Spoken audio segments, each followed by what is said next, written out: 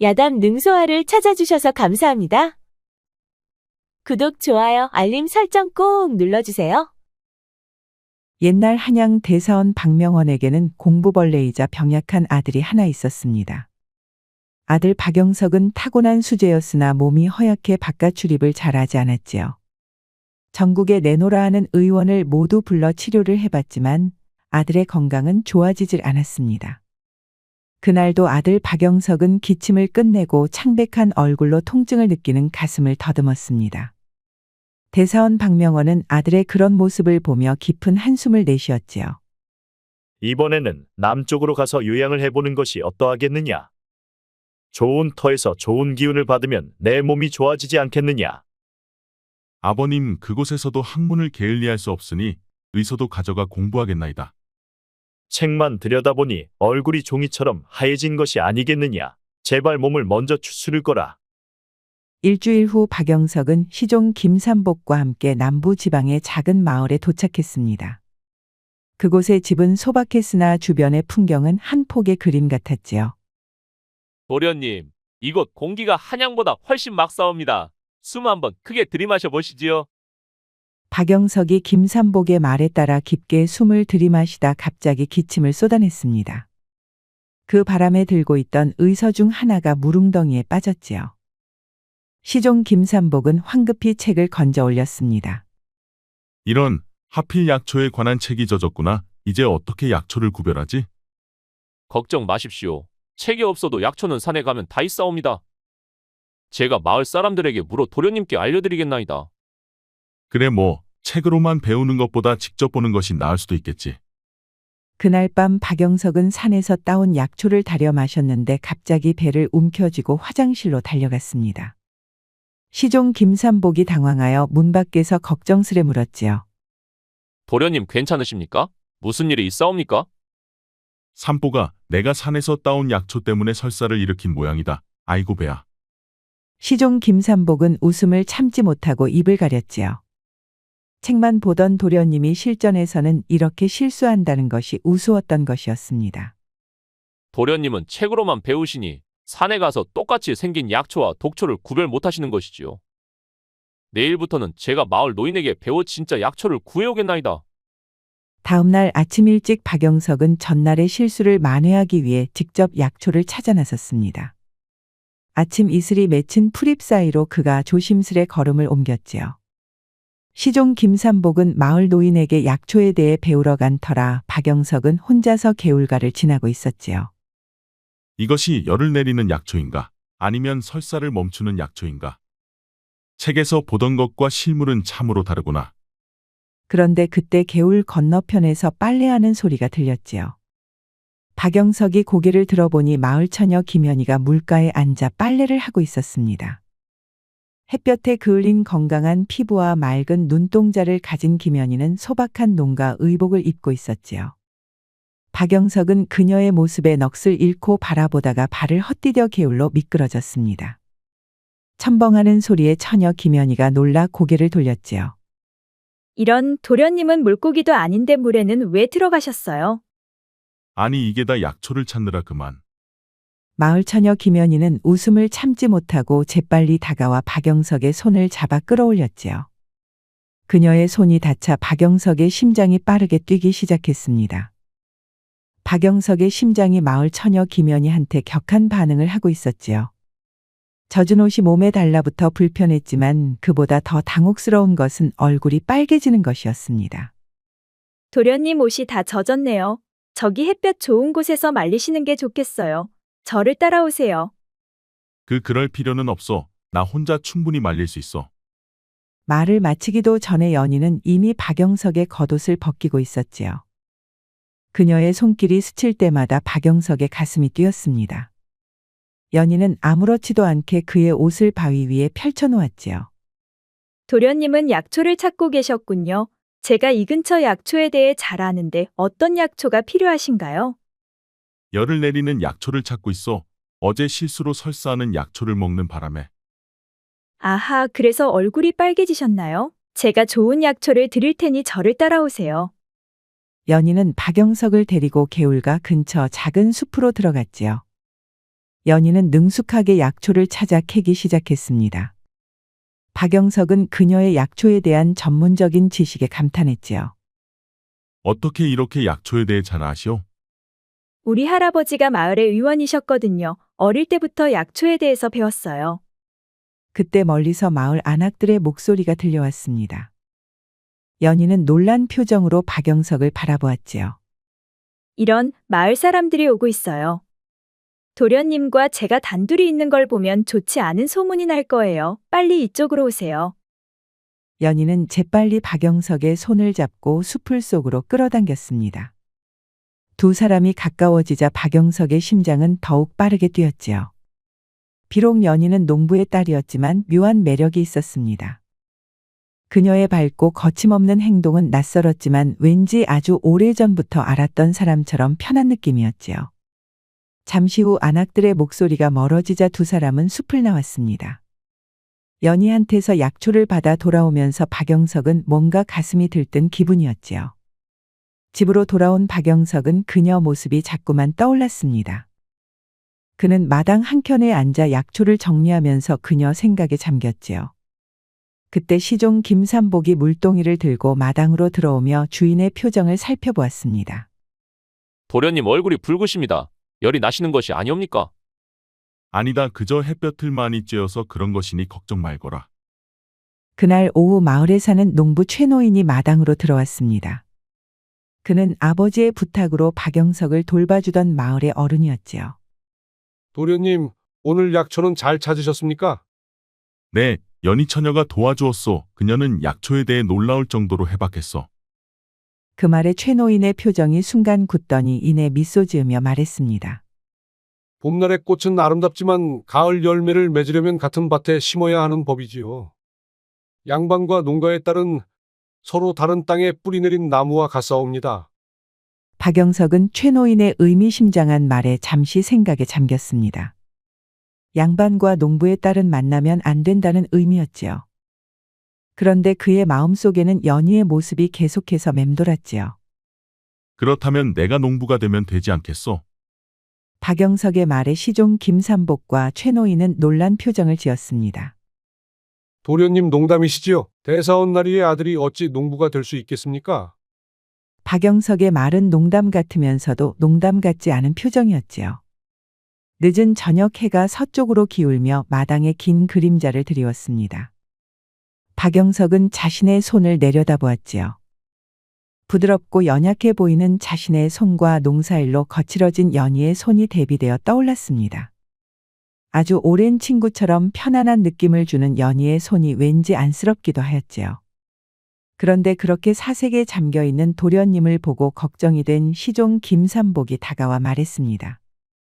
도련님, 마음의 병은 몸의 병보다 더 치료하기 어렵다고 합니다. 그러니 조심해야 합니다요. 시종 김삼복이 보기에 도련님은 마을 농부처녀 김연희에게 마음을 빼앗긴 듯 보였지요. 다음 날 아침 박영석은 어제 농부 최노인이 알려준 약초밭에서 약초를 공부하고 있었습니다. 그런데 그때 언덕 아래에서 연희가 올라오는 모습이 보였지요. 그녀의 손에는 약초 묶음이 들려 있었습니다. 그 순간 박영석의 심장이 또 빠르게 뛰기 시작했지요. 그는 얼른 자리에서 일어나 옷매무새를 가다듬었습니다. 연희는 상기된 얼굴로 그에게 다가왔지요. 도련님 이것은 열을 내리는 약초인데 도련님 몸에 열이 날 때 달여 마시면 좋을 것 같아요. 아, 그렇소. 참으로 고맙소. 그런데 이렇게 아침 일찍 날 찾아오셨소. 이건 우리 할아버지가 특별히 아끼던 약초인데 도련님께서 시급할 것 같아서요. 도련님은 몸에 열이 자주 오르시니 이 약초를 달여놓고 열이 오를 때마다 드셔보세요. 아, 그렇구려. 참으로 고맙소. 연희가 준 약초를 건네며 박영석의 손이 연희의 손을 살짝 스쳤습니다. 그 순간 박영석의 얼굴이 더욱 붉어졌지요. 연희는 그런 그의 모습을 보고 미소 지었습니다. 호호 얼굴이 또 붉어지셨네요. 정말 이 약초가 필요할 것 같아요. 그것은 박영석은 말을 멈추었습니다. 내 얼굴이 붉어지는 것은 병이 아니라 내가 내 곁에 있기 때문이다. 라고 말하려다 그만두었지요. 그는 신분의 차이 때문에 한 걸음 물러섰습니다. 연희, 나는 건강이 회복되는 대로 곧 한양으로 돌아가야 하오. 그 말에 연희의 표정이 순간 굳었습니다. 그러나 곧 밝은 미소로 말했지요. 그런데 도련님 혹시 마음속에 담아두신 말씀이 있는 것 아니신가요? 마음의 병은 어떤 약초로도 치료하기 힘들답니다. 그러니 마음속에 담아두는 것은 좋지 않지요. 연희의 말에 박영석은 당황하여 시선을 피했습니다. 연희의 솔직함 앞에서 그의 마음은 더욱 혼란스러워졌지요. 따스한 아침 햇살이 두 사람 사이를 비치고 있었습니다. 나는 그대의 밝고 솔직함이 부럽소. 나는 항상 신분 때문에 말과 행동을 조심할 수밖에 없다오. 연희는 기대한 답이 아닌 듯 시무룩한 표정을 지었습니다. 도련님, 이 약초는 어떤 사람이든 같은 효능을 가지고 있어요. 양반이든 농사꾼이든 상관없지요. 사람의 마음도 그렇지 않을까요? 박영석은 연희의 말에 깊은 감명을 받았습니다. 하지만 현실의 벽은 너무 높았지요. 연희 말이 옳소. 하지만 세상은 그렇게 단순하지 않다오. 내 뜻대로 살 수 없는 이유이기도 하지요. 박영석의 말에 연희는 침묵했습니다. 그녀의 표정은 점점 어두워졌지요. 그런데 그때 박영석은 용기 내어 그녀의 뺨을 살짝 어루만졌습니다. 그 순간 박영석은 모든 이성이 무너지는 듯했지요.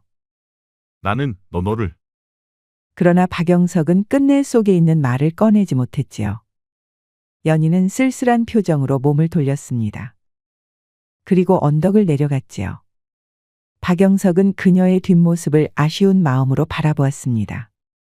뒤돌아서서 내려가는 연희의 눈에는 눈물이 흐르고 있었습니다. 연희의 마음도 박영석에게 가 있었지만 신분 차이 때문에 더 다가갈 수가 없었지요. 그런 연희의 마음을 박영석도 잘 알고 있었습니다. 자신도 같은 이유였기 때문이었지요. 연희와 헤어져 다시 집으로 돌아온 박영석은 책을 읽으며 혼란스런 마음을 다스리려 했습니다. 연희와의 만남 이후 그의 마음은 무척 복잡했지요. 연희의 밝고 솔직한 모습이 자꾸 눈앞에 아른거렸습니다. 그런데 그때 갑자기 마당에서 말발굽 소리가 들려왔지요. 시종 김삼복이 말에서 내려 급히 방으로 들어왔습니다. 도련님, 인근 마을 양반과 교수님이 오라버니와 함께 병문안을 오셨사옵니다. 뭐라고? 어느 집 기수가? 이조참에 김상철 대감의 따님 김소저라 하더이다. 박영석은 예상치 못한 손님의 방문에 당혹스러웠습니다. 하지만 옷매무새를 다듬고 손님을 맞으러 밖으로 나갔지요. 대청마루에는 단아한 외모와 지적인 분위기를 풍기는 김소적과 오라버니와 함께 앉아 있었습니다. 그녀는 고급스러운 의복을 입고 있었고 맑은 눈빛이 인상적이었지요. 박영석이 나타나자 그녀는 예의 바르게 인사를 했습니다. 박영석 도련님 안녕하신지요? 저는 이조참의 김상철 대감의 여식입니다. 병환이 어떠신지 걱정되어 문안 인사를 드리러 왔사옵니다. 네, 감사합니다. 이렇게 찾아주시다니 영광이옵니다. 세 사람은 정원으로 자리를 옮겨 차를 마시며 대화를 나누었지요. 박영석은 점차 김소저의 높은 학식에 감탄하게 되었습니다. 도련님께서는 의학에도 조예가 깊으시다고 들었어요. 저도 여성으로서 시와 의학에 관심이 많답니다. 김소저의 학문에 대한 열정이 참으로 놀랍습니다. 저는 요즘 약초에 관해 공부를 하고 있답니다. 그렇다면 제가 가져온 약초에 관한 책도 한번 보시면 어떨까요? 그런데 그때 정원 담장 너머로 무언가 움직이는 것이 보였습니다. 박영석은 그곳을 바라보았지만 아무것도 보이지 않았지요. 그 시각 연희는 박영석에게 새로운 약초를 전해주려고 찾아왔었습니다. 헌데 양반가의 교수가 방문한 것을 보고 얼른 담장 뒤로 몸을 숨겼지요. 그 모습을 보고 연희는 가슴이 아팠습니다. 소중한 무언가를 누군가에게 빼앗기는 그런 기분이었지요. 양반은 양반끼리, 평민은 평민끼리 어울려야 한단 말인가? 연희는 손에 들고 있던 약초 묶음을 내려다보았습니다. 그녀의 눈에서 떨어진 눈물이 약초 잎을 적셨지요. 내가 아무리 약초를 알아도 저 규수처럼 시조를 읊을 수는 없지. 도련님의 세계는 역시 저기에 있는 거야. 연희는 약초 묶음을 땅에 내려놓고 돌아섰습니다. 그녀의 발걸음은 무척 무거웠고 흐르는 눈물은 멈추질 않았습니다. 한편 정원에서는 박영석과 김소저의 대화가 계속되고 있었습니다. 도련님, 이곳에서의 요양은 언제까지 하실 예정인가요? 당분간 약초 공부도 하고 건강이 회복되는 대로 떠날 것입니다. 박영석의 말에 김소저는 미소 지었습니다. 하지만 박영석의 마음속에서는 연희의 모습이 떠올랐지요. 그는 담장 너머를 한 번 더 바라보았습니다. 한 달 후 한양으로 돌아온 박영석은 건강을 상당히 회복한 모습이었지요. 얼굴에 혈색이 돌고 걸음걸이도 한결 가벼워졌습니다. 그는 사랑채에서 아버지 대사원 박명원과 마주 앉아 차를 마시고 있었습니다. 아버지는 만족스러운 표정으로 아들을 바라보았지요. 영석아, 시골 요양이 효과가 있었구나. 내 얼굴에 생기가 돌아왔다. 네, 아버님 덕분에 약초 공부도 많이 했고 몸도 많이 좋아졌사옵니다. 그렇다면 이제 내 혼사를 정할 때가 되었다. 판서 윤명호 대감께서 자신의 따님과 너의 혼사를 제안하셨다. 박영석은 차를 마시다 말고 순간 놀란 표정을 지었습니다. 그의 마음속에서 연희의 모습이 즉시 떠올랐지요. 아버님, 제 몸은 나았지만 마음의 병은 새로 생겼습니다. 무슨 말이냐? 윤 판서의 따님은 한양에서도 손꼽히는 규수이다. 용모도 뛰어나고 학식도 갖추었다고 하니 내게 안성맞춤일 것이다. 그렇지만 아버님, 혼인은 마음이 맞아야 하지 않겠습니까? 그 말에 대사원 박명원의 눈빛이 날카로워졌습니다. 아니, 양반가 혼사에 언제부터 마음이 맞고 안 맞고를 따지더냐? 양반가에서 혼례란 가문과 가문의 결합이 더 중요한 것이다. 내일 윤 판서 댁에서 규수를 데리고 방문한다고 하니 예의 바르게 행동하거라. 다음 날 오전 박영석은 손님 맞을 준비를 하고 있었습니다. 시종 김삼복이 그의 곁에서 옷매무새를 정리해 주었지요. 도련님 너무 긴장하지 마십시오. 그저 첫 만남일 뿐입니다. 삼보가 이를 어찌하면 좋단 말이냐. 내 마음은 아직 시골에 있는 것 같구나.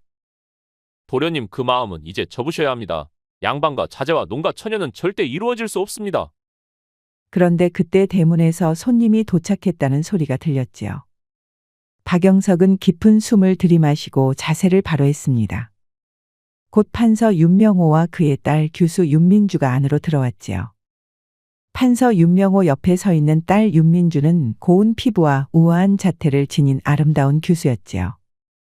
그녀는 값비싼 의복과 화려한 장신구를 착용하고 있었습니다. 박영석 도련님 처음 뵙겠습니다. 윤민주라고 합니다. 윤민주는 예의 바르게 인사했지만 그녀의 눈빛 속에는 자신감과 교만함이 엿보였습니다. 반갑습니다, 윤소저. 이렇게 찾아주셔서 감사합니다. 박 대사원, 자네 아들이 과연 소문대로 준수하구만. 우리 민주와 아주 잘 어울릴 것 같네.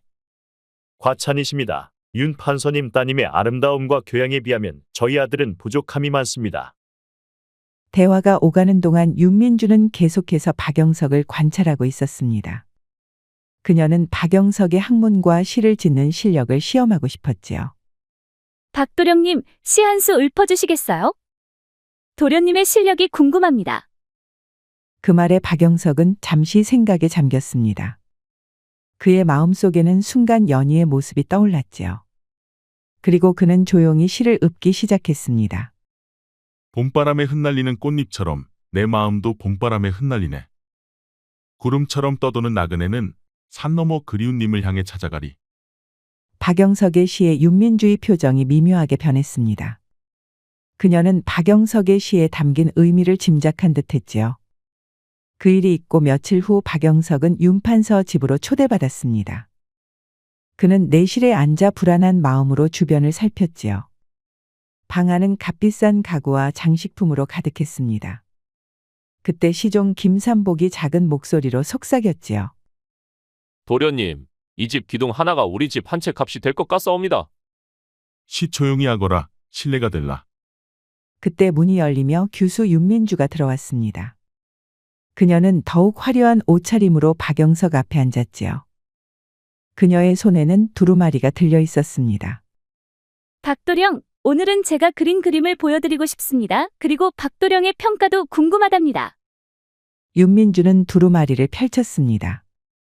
그림 속에는 한 선비의 모습이 그려져 있었는데 그 얼굴은 분명 박영석을 닮아 있었지요. 박영석은 당황하여 차를 마시다 사례가 들었습니다. 이 그림의 주인공이 누구인지 아시겠어요? 그 그림 솜씨가 훌륭하지만 저는 이렇게 잘생기지 않았습니다. 제 눈에는 그렇게 보입니다. 박도령의 기품과 학식이 그림 속에 담기지 않은 것이 아쉬울 뿐이에요. 그 말에 박영석의 얼굴이 붉어졌습니다. 그는 당황한 기색을 감추려 했지만 윤민주의 직설적인 호감 표현에 어찌할 바를 몰랐지요. 대화를 나누던 중 윤민주는 박영석을 정원으로 안내했습니다. 그들은 연못 위에 지어진 작은 정자에 앉았지요. 정자에서는 아름다운 정원 풍경이 한눈에 들어왔습니다. 박도령, 시골에 계실 때 어떤 일들을 하셨나요? 분명 많은 경험이 있으셨을 것 같아요. 주로 약초를 공부하고 건강을 돌보았지요. 특별한 일은 없었습니다. 정말요? 박도령의 시를 들어보니 마음에 품은 사람이 있는 것 같았는데요. 박영석은 놀라 윤민주를 바라보았습니다. 그녀의 눈빛은 날카로웠지만 입가에는 미소를 띠고 있었지요. 그저 시 한 수 읽었을 뿐입니다. 너무 깊이 생각하지 마시오. 해가 서서히 기울며 정원에 붉은 빛을 드리웠습니다. 윤민주는 갑자기 일어나 박영석의 곁으로 다가왔지요. 그녀는 부채로 얼굴을 가린 채 말했습니다. 박도령, 제가 직접 수놓은 손수건을 선물로 드리고 싶어요. 받아주시겠어요? 윤민주는 아름답게 수놓아진 손수건을 내밀었습니다. 박영석은 어쩔 수 없이 그것을 받았지요. 손수건에는 천생연분이라고 새겨져 있었습니다. 감사합니다만 이런 귀한 선물을 받아도 될지 모르겠습니다. 박도령께 드리고 싶어 밤새 술을 놓았어요. 부디 거절하지 마세요. 박영석은 윤민주의 아름다움과 재능에 감탄하면서도 그녀의 자존심 강한 성격에 부담을 느꼈지요. 그리고 그는 자리에서 일어나 공손히 인사했습니다. 늦었으니 이만 돌아가겠습니다. 오늘 베풀어 주신 환대에 깊은 감사드립니다. 윤민주는 아쉬운 표정을 지었지만 곧 미소를 되찾았지요. 그녀는 박영석이 떠나는 모습을 지켜보며 손수건을 꼭 쥐고 있는지 확인했습니다. 다음에 또 뵙겠습니다. 박도령, 제 선물을 잊지 마세요. 박영석은 집으로 돌아가는 길에 아버지에게 어떻게 말해야 할지 고민했습니다. 그의 마음속에는 여전히 연희가 자리하고 있었지요. 그 일이 있고 일주일 후 박영석은 한양에서 제일 큰 서재를 찾았습니다. 그는 공부에 필요한 서적을 찾고 있었지요. 서재는 조용했고 몇몇 선비들만이 각자의 자리에서 책을 읽고 있었습니다. 그런데 박영석이 책장 사이를 지나가던 중 한 젊은 선비가 눈에 띄었습니다. 그 선비는 책을 읽고 있었는데 어딘가 낯이 익었지요. 박영석은 호기심에 그에게 다가갔습니다. 선비님, 무슨 책을 보고 계십니까? 젊은 선비가 고개를 들었을 때 박영석은 깜짝 놀랐습니다. 그것은 남쪽 마을에서 만났던 남장을 한 교수 김소저였지요. 김소저도 박영석을 알아보고 당황한 기색이 역력했습니다. 아니, 김소저께서 이곳은 어인일로? 박영석은 속삭이듯 물었습니다. 아, 박도령님. 여기서 뵐 줄은 몰랐습니다. 두 사람은 서재의 한적한 구석으로 자리를 옮겼습니다. 김소저는 남장의 이유를 설명했지요. 여자인 저도 학문을 더 배우고 싶어 이런 차림을 했습니다. 여자라는 이유로 서재 출입이 금지되니 어쩔 수 없었지요. 김소저의 학문에 대한 열정이 정말 놀랍습니다. 그런데 들키시면 큰일 날 텐데요. 위험을 감수할 만큼 배움은 내게 소중하답니다. 도련님은 비밀을 지켜주실 거죠? 박영석은 미소 지으며 고개를 끄덕였습니다. 그는 김소저의 용기에 감탄했지요. 두 사람은 시간 가는 줄 모르고 문학과 의학에 관한 대화를 나누었습니다. 김소저는 시를 좋아했고 박영석은 의학에 관심이 많았지요. 박도령님, 시골에서의 경험이 박도령님에겐 많이 도움이 되셨는지요? 전에 배웠을 때보다 더 건강해진 것 같습니다. 책으로만 배울 수 없는 것들을 자연 속에서 많이 배웠습니다. 아마도 그 덕이겠지요. 남장 교수 김소저는 박영석의 눈빛을 한번 살피고 조심스레 물었지요. 그럼 혹시 그곳에서 특별한 인연을 만나셨었나요? 그 말에 박영석은 잠시 침묵했습니다. 그의 마음속에는 연희의 모습이 떠올랐지요. 네, 하지만 그건 이루어질 수 없는 인연입니다. 신분의 차이가 너무 크지요. 제가 남장을 하고 여기 온 것처럼 때로는 규칙을 깨는 용기가 필요할 때도 있어요. 박영석은 김소저의 말에 깊은 생각에 잠겼습니다. 그리고 그녀는 진심 어린 목소리로 말을 계속 이었지요. 도령님, 솔직히 말씀드리자면 저도 도령님께 마음이 있었습니다. 하지만 도령님의 마음이 이미 다른 이에게 가 있다는 것을 알게 되었지요. 그래서 저도 도령님의 그 마음을 인정하게 되었답니다. 그랬구려. 정말 감사하오 김소저. 제가 만난 분들 중 가장 이해심 깊은 분이십니다. 두 사람은 연인은 될 수 없었지만 서로를 존중해 우정만은 계속 나누기로 했지요. 그리고 해가 저물어서야 서재를 나섰습니다. 한 달 후 박영석은 과거 시험장 앞에 서 있었습니다. 그의 손에는 붓과 먹이 들려 있었고 얼굴에는 긴장감이 역력했지요. 시종 김삼복이 그의 등을 두드리며 격려했습니다. 도련님 너무 긴장하지 마십시오. 도련님의 학식이면 충분히 합격하실 것이옵니다. 삼보가 내 몸은 건강해졌지만 마음이 복잡하다. 시험에 집중할 수 있을지 모르겠다. 시험 중에는 모든 것을 잊으시고 오직 글에만 집중하십시오. 도련님의 재능을 보여줄 때입니다. 박영석은 깊은 숨을 들이마시고 시험장으로 들어갔습니다. 수백 명의 선비들이 각자의 자리에 앉아 시험을 준비하고 있었지요. 시험이 시작되고 박영석은 주어진 주제에 맞춰 글을 써내려갔습니다. 그의 붓끝은 유려하게 움직였고 그동안 공부한 학식을 바탕으로 술술 써내려갔지요. 며칠 후 놀랍게도 박영석은 과거 시험에 급제했습니다. 급제자 명단이 발표되는 날 박영석은 관리 복장을 하고 임금 앞에 섰지요. 박영석, 그대는 이제부터 조정에서 그대의 재능을 발휘하기 바라노라. 성은이 망극하옵니다. 전하, 신은 온 힘을 다해 나라를 위해 봉사하겠나이다. 급제 후 박영석은 관리가 되어 정치의 세계에 발을 들였습니다. 그러나 그는 정치적 술수에 서툴러 실수를 연발했지요. 첫 회의에서 그는 선배 관리들의 부패한 행태를 직설적으로 비판했습니다. 백성의 세금을 이렇게 함부로 사용해서는 안 됩니다. 우리는 백성을 위해 일해야 하지 않습니까? 박영석, 너는 아직 조정이 뭔지 모르는구나. 때로는 침묵이 금이라는 것을 배워야 할 것이야. 다른 관리들 몇몇은 웃음을 참지 못하고 깔깔거리며 웃었습니다. 그러나 박영석의 솔직함과 정의로움은 일부 관리들에게 좋은 인상을 남겼지요.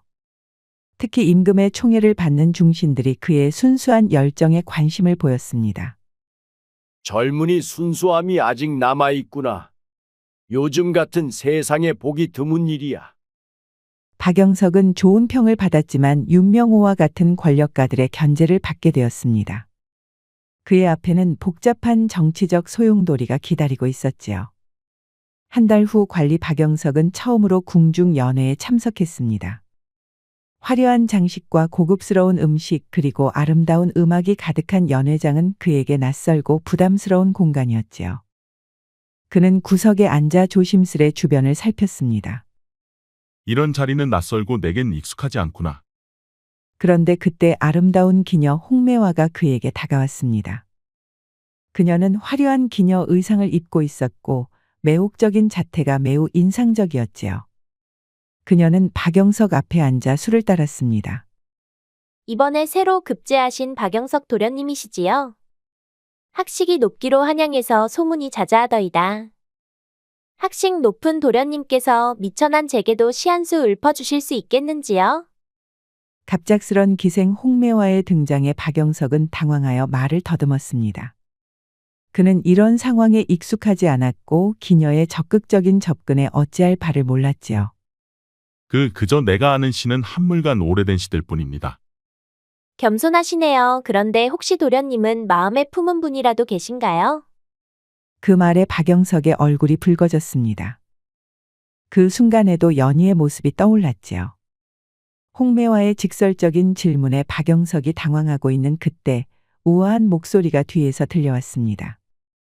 박영석과 홍매화가 고개를 돌리자 그곳에는 정연 공주가 서 있었지요. 그녀는 고귀한 기품과 창백한 피부 그리고 우아한 궁중 의복을 입고 있었습니다. 신은 마음에서 우러나와야 하는 법, 억지로 짓는 신은 봄비 없이 피는 꽃과 같지요. 공주의 말에 박영석은 놀라움을 금치 못했습니다. 그리고 공주의 등장으로 기생 홍매화는 공손히 인사를 하고 뒤로 물러났지요. 공주님 고맙습니다. 제가 말솜씨가 부족하여. 진심은 말솜씨가 아닌 눈빛에 담기는 법이지요. 박도령의 눈빛은 맑고 진실해 보입니다. 두 사람은 자연스럽게 대화를 나누기 시작했습니다. 정연 공주는 학문과 예술 그리고 백성들의 삶에 대한 깊은 관심을 보였지요. 그리고 박영석은 그녀의 지식과 깊은 철학에 무척 감탄했습니다. 그런데 대화 중 정연 공주가 갑자기 손수건으로 입을 가리고 기침을 했습니다. 공주님 괜찮으십니까? 기침이 심하신 것 같습니다. 별것 아닙니다. 어릴 때부터 허약한 체질이라. 실례가 되지 않는다면 제가 진맥을 해보아도 될까요? 저도 의학을 공부했기에. 공주는 잠시 놀란 표정을 지었지만 곧 미소를 지으며 고개를 끄덕였습니다. 박영석이 조심스럽게 그녀의 손목에 손을 얹자 두 사람 사이에 특별한 감정이 흘렀지요. 기혈이 약하시고 폐가 차가워진 것 같습니다. 제가 약재를 추천해드려도 될까요? 의술까지 공부하신 박도령은 정말 특별하시군요. 그 마음씨도 약초처럼 따뜻한 것 같습니다. 순간 두 사람의 눈이 마주쳤고 박영석은 가슴속에서 무언가 울림이 생기는 것 같았지요.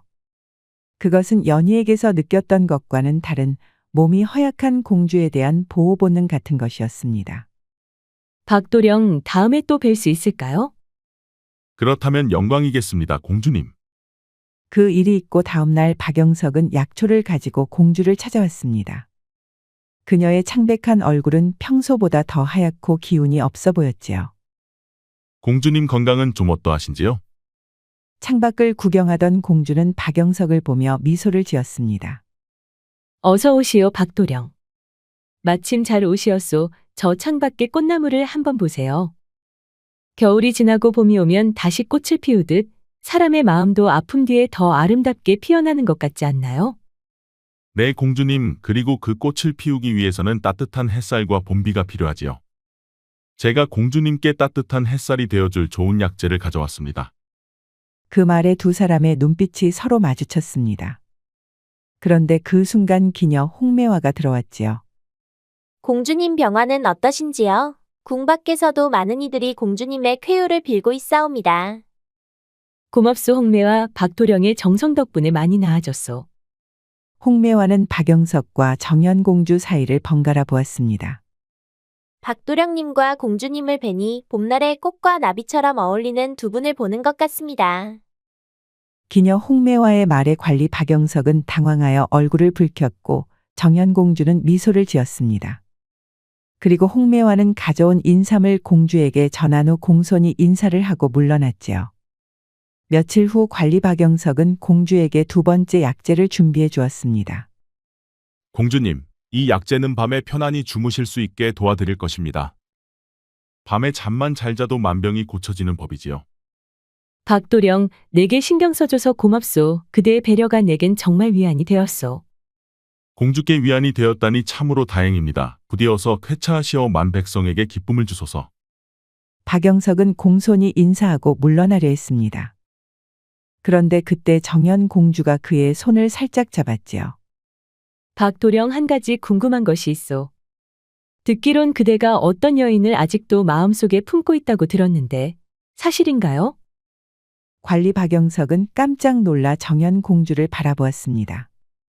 그의 마음속에서 순간 연희의 모습이 떠올랐지요. 그런데 공주는 어떻게 자신의 마음속을 알고 있는지 그것이 더 궁금했습니다. 공주께서 어찌 그것을? 말하지 않아도 됩니다. 마음은 때로 말보다 눈빛으로 더 잘 전해지니까요. 두 사람은 말없이 서로를 바라보았습니다. 그들 사이에는 말로 표현할 수 없는 특별한 감정이 흐르고 있었지요. 며칠 후 놀랍게도 공주의 건강은 빠르게 회복되고 있었습니다. 창백했던 얼굴에 연한 붉은 빛이 돌면서 드디어 건강한 사람의 모습이 되었지요. 공주가 건강한 모습을 하자 궁 안에서도 기쁨이 넘쳤습니다. 임금도 무척 좋아하였지요. 공주님 오늘도 특별한 약을 가져왔습니다. 이것은 속의 원기를 불러일으켜 지금보다 더 생기 있고 활기찬 공주님을 만들어줄 것이옵니다.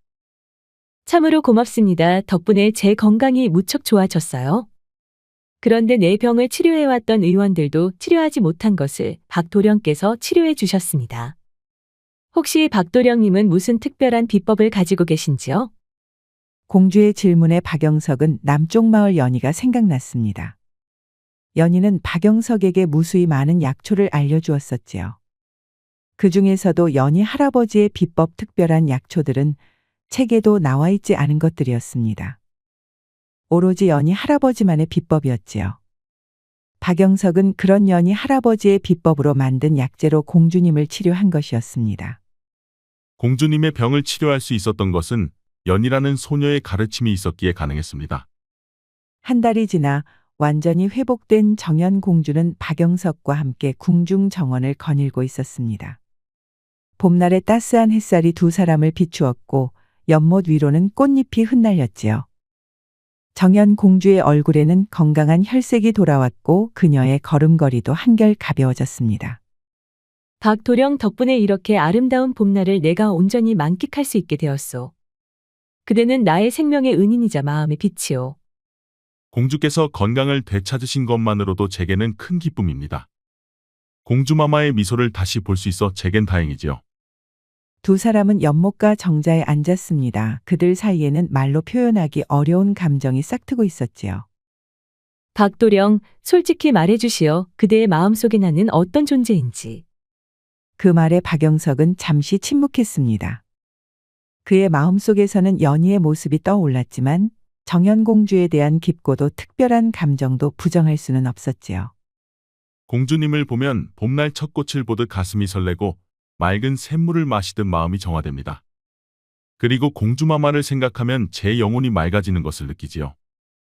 정연공주의 눈에 눈물이 맺혔습니다. 그리고 그녀는 박영석의 손을 조심스럽게 잡았지요. 나 역시 그대를 생각하면 가슴이 따뜻해지고 마음이 평온해진다오.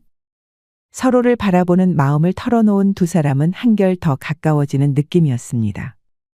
그리고 서로에 대한 믿음도 더욱 커졌지요. 두 사람의 대화가 끝나고 관리 박영석이 궁을 나서자 규수 윤민주가 그를 기다리고 있었습니다. 그녀는 예전보다 더 화려한 옷차림을 하고 있었지요. 박도령님, 잠시 말씀 좀 나눌 수 있을까요? 윤소저 무슨 일이십니까? 아버지께서 우리의 혼사를 서두르고 계세요. 도련님의 답변을 기다리고 계시지요. 박영석은 무척 당황했지만 정중히 고개를 숙였습니다.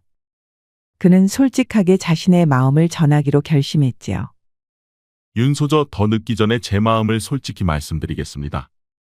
소저는 아름답고 현명한 분이지만 제 마음은 이미 다른 곳에 있습니다. 가문만 보고 거짓된 마음으로 혼인을 약속할 수 없지요. 그 말에 윤민주의 표정이 굳었습니다. 그러나 곧 그녀는 쓴웃음을 지었지요. 당신의 마음이 이미 다른 곳에 있다는 것을 알고 있었어요. 공주님을 바라보는 당신의 눈빛이 달랐으니까요. 윤소저. 괜찮아요. 오히려 당신의 솔직함이 존경스럽습니다. 아버님께는 제가 설명드리겠어요. 그날 밤 마음이 혼란해진 박영석은 조언을 받기 위해 홍매화를 찾아갔습니다. 기방은 화려하고 시끌벅적했지만 홍매화는 그를 조용한 방으로 안내했지요. 박도령께서 어쩐 일로 이 홍매화를 다 찾으셨나요? 매화의 솔직한 조언이 필요해서 찾아왔소. 나도 내 마음을 잘 모르겠어. 박도령의 눈빛이 공주님을 바라볼 때 달라지는 것을 보았습니다. 그것은 진정한 사랑의 눈빛이었지요. 박영석은 눈을 동그랗게 뜨고 홍매화를 보고 있었습니다. 그녀는 미소를 지으며 말을 이었지요. 저도 한때 도련님께 마음이 있었지만 진정한 사랑은 상대의 행복을 바라는 것이라 생각합니다. 저는 도련님과 공주님의 사랑을 응원합니다. 며칠 후 관리 박영석은 평소처럼 출근하려 밖으로 나왔습니다. 그런데 갑자기 대문을 열자 포졸 2명이 그를 붙잡았지요. 뇌물죄로 체포하란 명이요. 아니 내가 무슨 뇌물을 받았단 말이요. 포졸들은 박영석의 말을 무시하고 그를 결박했습니다. 그리고 포도청으로 그를 끌고 갔지요. 그런데 그때 판서 윤명호가 마침 그 앞을 지나고 있었습니다. 그는 환한 미소를 짓고 있었지요. 박영석, 너는 뇌물을 수수한 증거가 내 집에서 나왔다. 그럴 리가 없습니다. 나는 단 한 푼도 받은 적이 없습니다. 그런데 그때 윤판서의 딸 윤민주가 달려왔습니다. 그녀의 얼굴은 창백했고 눈에는 두려움이 가득했지요. 아버지 이러시면 안 됩니다. 도련님은 결백합니다. 민주야, 무슨 말을 하는 것이냐? 너는 어서 집으로 돌아가거라. 도련님이 저를 거절했다고 아버님께서 이런 일을 벌이시는 것이잖아요. 제발 그만두세요. 윤민주의 만류에도 불구하고 박영석은 결국 감옥에 갇혔습니다. 다른 죄인들의 신음 소리가 들리는 그곳에서 박영석은 구석에 앉아 자신에게 닥친 상황을 생각했지요. 하늘 높은 나무가 바람을 더 많이 맞는다더니 그 말이 맞았구나. 삼보기의 충고를 들었어야 했어. 한편 같은 시각 윤민주는 아버지와 격렬한 논쟁을 벌이고 있었습니다. 아버지 어떻게 이럴 수 있으세요? 박도령이 저를 거절했다고 이런 악행을 하시다니. 얘야, 조용히 해라. 이것은 내 문제가 아니라 정치적인 문제다. 박영석의 아버지 대사원 박명원은 끊임없이 나의 뒷조사를 해왔다. 그 자는 나를 탐탁지 않게 보고 있지. 그러니 내가 혼인에 서로 사돈이 되지 않으면 우린 둘 중 하나는 죽어야 하는 운명이다. 이제 혼사는 물 건너갔으니 내가 먼저 그를 치지 않으면 내가 죽을 것이다. 그러니 너도 이제 정신 바짝 차리거라. 박영석으로 인해 그의 아버지 대사원을 자리에서 물러나게 할 것이야. 교수 윤민주는 복잡한 정치에 얽힌 문제다 보니 더 이상 나설 수도 없었습니다. 하지만 박영석에 대한 아쉬움은 남아 있었지요. 한편 정연공주는 박영석의 체포 소식을 듣고 충격에 빠졌습니다. 그녀는 둥근 달이 뜬 궁궐의 정원에서 홀로 눈물을 흘리고 있었지요. 그런데 그때 기녀 홍매화가 은밀히 그녀를 찾아왔습니다. 공주님, 박도령님의 체포는 윤명호의 음모입니다. 제가 기방에서 들은 소문으로는 윤명호가 위조 문서를 만들었다고 합니다. 홍매와 그대의 정보가 확실한가? 그렇다면 어떻게 박영석을 구할 수 있을까? 증거를 찾아야 합니다. 윤명호의 측근 중에 제게 목숨을 빚진 분이 한 분 있습니다. 그러니 그를 찾아 진실을 밝혀내야 합니다. 그 말에 정연공주는 고개를 끄덕였습니다. 그녀는 이런 상황에 기녀 홍매화가 박영석을 구할 수 있는 방법을 가져온 것은 참으로 다행이라고 생각했습니다. 그리고 정연공주는 기녀 홍매화와 함께 은밀히 움직이기 시작했습니다. 그리고 한 달이 지난 어느 날이었습니다. 파직된 박영석은 감옥에서 초췌한 모습으로 앉아 있었지요. 그의 얼굴은 창백했고 눈빛마저 희망이 없어 보였습니다. 그런데 그때 갑자기 감옥 문이 열리며 포졸이 들어왔습니다. 박영석, 석방이다. 누명이 벗겨졌다. 무슨 말씀이요? 정말 누명이 벗겨졌단 말입니까? 공주님께서 직접 나서서 증거를 찾아내셨다. 윤명호 대감의 측근이 모든 것을 자백했다. 박영석의 눈에 눈물이 맺혔습니다. 그는 감옥에서 나와 밝은 햇살을 마주했지요. 그곳에는 정연공주가 먼저 와서 기다리고 있었습니다. 박도령, 몸은 괜찮으시오. 마침내 그대를 다시 만나게 되었소. 공주님께서 어떻게 이런 일을. 정말 감사합니다. 공주 마마의 은혜를 어찌 갚아야 할지. 사랑하는 이를 구하는 것은 당연한 일이오. 그대에게 가짜 문서를 만들어 모함한 윤명호는 이미 파직되어 유배를 떠났소. 그 말에 두 사람은 서로를 바라보며 미소 지었습니다. 그리고 며칠 후 박영석은 정연공주와 다시 만나 대화를 나누고 있었지요. 그런데 그때 기녀 홍매화가 급히 다가왔지요. 그녀의 표정은 심각해 보였습니다. 박도령님, 제가 남부 지방에 관한 소식을 들었습니다. 김연이라는 처녀에 관한 이야기이지요. 그 말에 박영석의 얼굴이 굳었습니다. 그는 오랫동안 연희에 대해 생각하지 않으려 했지만 그녀의 이름을 듣는 순간 가슴이 떨렸지요. 연희에게 무슨 일이 있었소?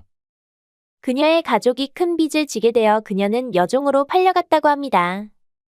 지금은 남쪽 해안가 어느 양반가에 있다고 하더군요. 그 말에 박영석은 충격에 휩싸였습니다. 그의 얼굴이 창백해졌고 손이 떨렸지요. 연희의 밝고 해맑은 모습이 앞을 가렸습니다. 지금 내 몸은 자유를 얻었지만 그녀는 오히려 자유를 잃었구나.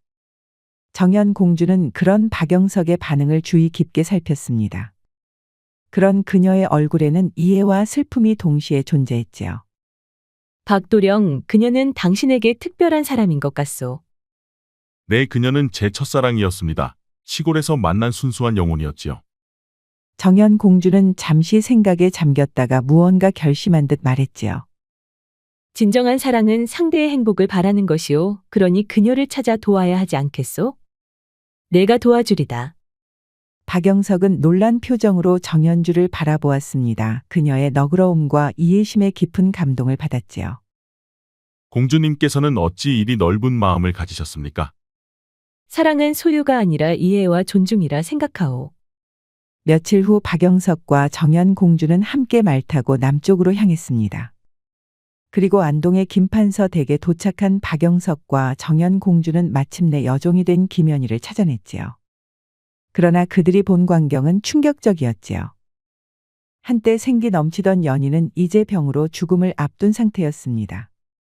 그녀는 좁은 방의 구석에 누워 있었고 창백한 얼굴과 거친 손 그리고 숨을 쉴 때마다 힘겨워하는 모습이 박영석의 마음을 찢어놓았습니다. 연희야, 내가 왔다 나를 알아볼 수 있겠느냐? 김연희는 힘겹게 눈을 떴습니다. 그녀는 박영석을 알아보고 희미한 미소를 지었지요. 도련님, 정말 도련님이신가요? 제가 지금 꿈을 꾸는 것은 아니죠? 박영석은 연희 곁에 무릎을 꿇고 앉았습니다. 그의 눈에서는 눈물이 흘러내렸지요. 연희야, 내가 너무 늦게 왔구나. 내가 이렇게까지 될 줄은 몰랐다. 날 용서해 주렴. 도련님을 다시 뵙게 되어 이 병든 몸에도 봄날이 찾아온 것 같습니다. 연희의 눈에서도 한 줄기 눈물이 흘러내렸습니다. 그녀는 떨리는 손으로 박영석의 손을 잡았지요. 도련님, 그동안 많은 일이 있었지요? 도련님의 모습이 많이 달라지셨어요. 더 당당해지셨네요. 내겐 그동안 많은 일이 있었어. 하지만 가장 중요한 것을 잊고 살았던 것 같아 미안하다. 정연 공주는 조용히 방 한쪽에 서서 이 장면을 지켜보았습니다. 그녀의 눈에도 눈물이 맺혀 있었지요. 다음 날 공주는 먼저 한양으로 올라가고 박영석은 남아서 밤낮으로 연희를 치료하였습니다.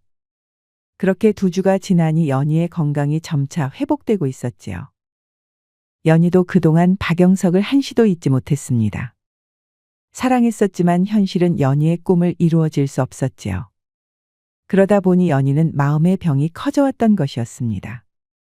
그리고 박영석은 연희를 치료하면서 많은 고민과 많은 생각에 빠졌습니다.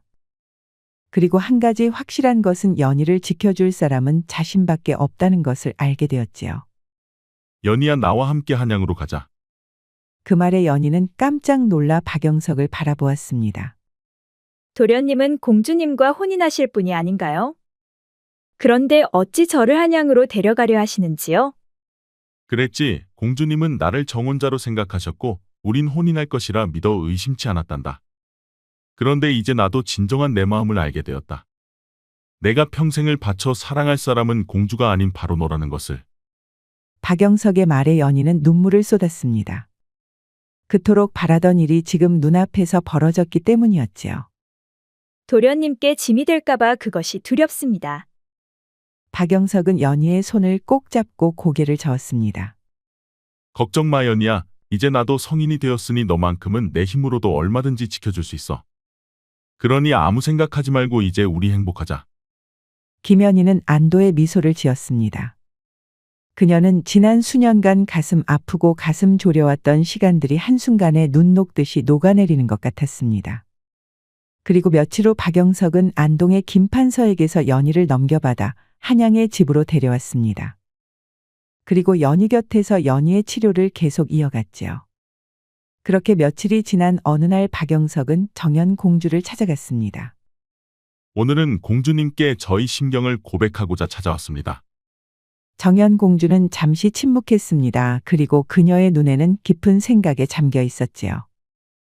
그리고 천천히 박영석의 손을 잡았습니다. 말하지 않아도 알고 있어요. 두 사람의 눈길 속에서 나는 느낄 수 있었습니다. 내가 두 사람의 사랑에 짐이 될 수 있다는 것을요. 진정한 사랑은 상대의 행복을 진정으로 위해주는 거라 생각해요. 그러니 저는 두 분의 사랑을 진심으로 응원하겠습니다. 그녀의 두 눈은 촉촉히 젖어 있었습니다. 공주님, 부디 행복하셔야 해요, 박도령. 박영석의 눈에 눈물이 맺혔습니다. 그는 정연 공주의 넓은 마음에 깊은 감동을 받았지요. 며칠 후 박영석과 김연희는 혼례를 올렸습니다. 그리고 진정한 부부가 되었지요. 벚꽃이 흩날리는 아름다운 봄날 두 사람은 드디어 한 쌍의 원앙이 되었습니다. 그리고 두 사람은 서로를 바라보며 미소를 지었지요. 그렇게 이루어지지 않을 것 같던 두 사람의 사랑은 결국 아름다운 꽃을 피웠답니다. 유명한 말 중에 아프니까 사랑이다라는 말이 있습니다. 한 송이의 국화꽃을 피우기 위해 봄부터 소쩍새는 그렇게 울었나 보다. 한 송이의 국화꽃을 피우기 위해 천둥은 먹구름 속에서 그렇게 울었나 보다. 서정주 시인의 시에 나온 내용입니다. 박영석과 김연희 두 사람의 사랑은 눈물과 인고의 세월이 만들어낸 결실이 아니었을까요? 구독과 좋아요, 알림 설정 꼭 부탁드립니다. 다음 이야기도 재미있는 이야기가 많으니 다른 영상도 재미있게 봐주세요. 그럼 여러분 모두 오늘도 행복하고 즐거운 시간 되세요.